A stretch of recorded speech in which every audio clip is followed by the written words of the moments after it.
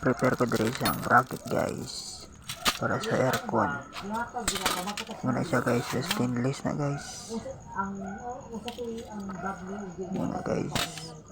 Sorry kung hindi makaintindi siyang Ilonggo guys ha, pero mga Ilonggo na hindi makaintindi guys ha. Kaya guys, tudod ako paano magtakod sa bracket guys. Yung stainless guys.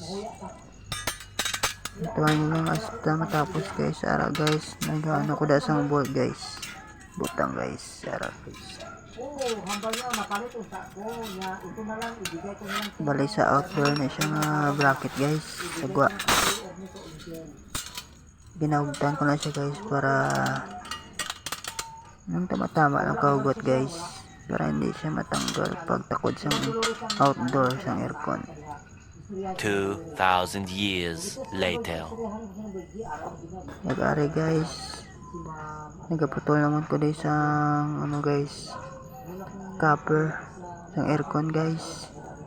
Bali ang size ni guys 3 port 1.5 na aircon siya guys.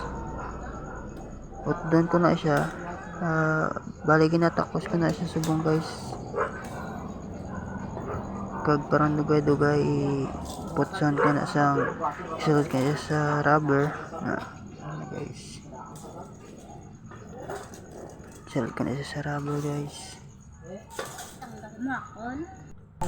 Bali 10 feet niya guys. 3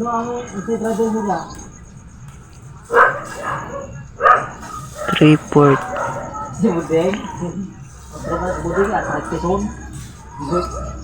Na siya guys. Pero ano sa service niya katong kuan yang sirakan o tayo